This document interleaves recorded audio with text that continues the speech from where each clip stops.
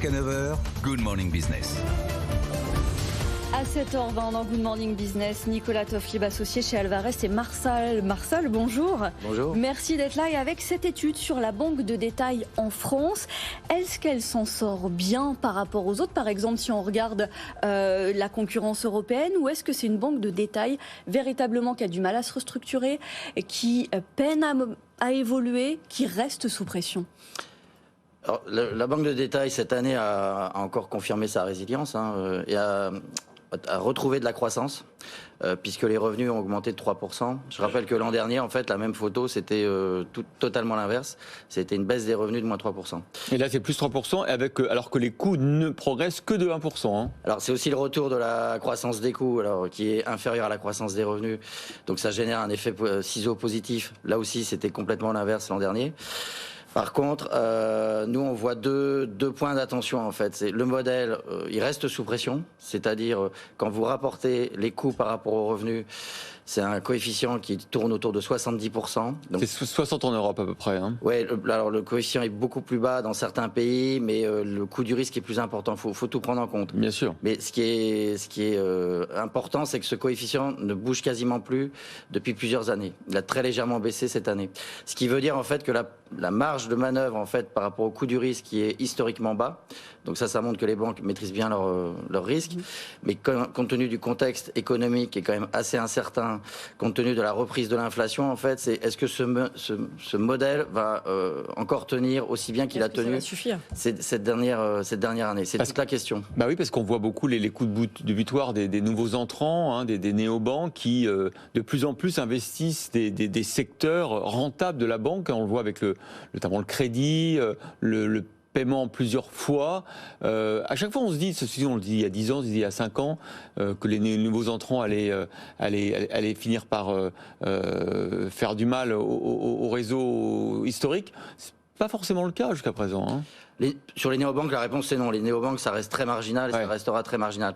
Le vrai danger, c'est le deuxième point qu'on souligne dans cette étude cette année.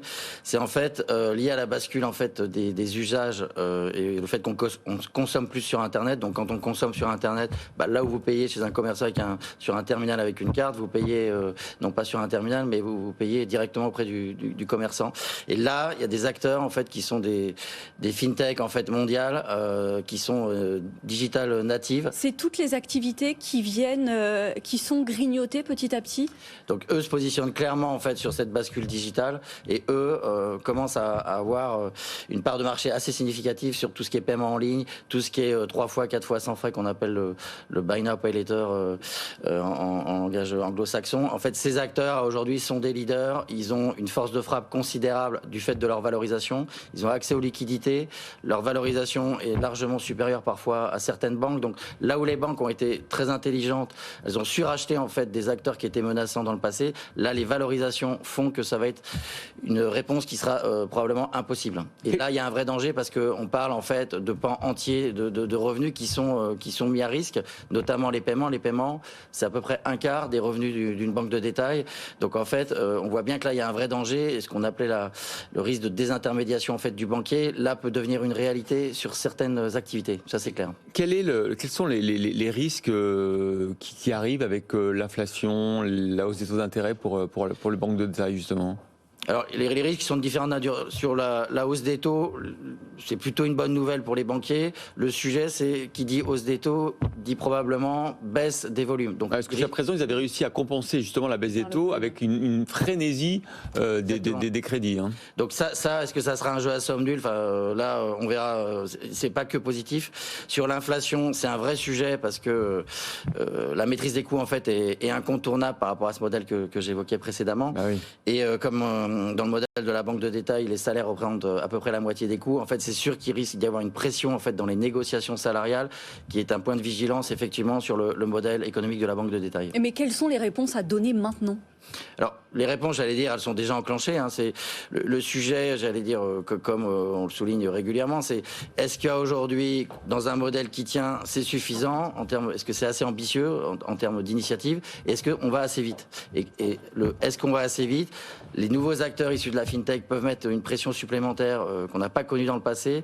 Et le sujet aussi, c'est le contrat social qui reste extrêmement fort dans un secteur qui, je le rappelle, est dominé par les mutualistes. Là, c'est aussi toute la question. Bon, on aura plus d'informations cette semaine puisqu'il y a les publications des grandes banques, notamment BNP Paribas demain. On recevra d'ailleurs dès demain matin Thierry Laborde pour commenter à chaud les résultats. Et puis la Société Générale en fin de semaine et vendredi matin. C'est Frédéric Oudéa qui sera sur ce plateau. Merci beaucoup Nicolas Toflieb, associé chez Alvarez et Marsal, d'avoir été notre invité.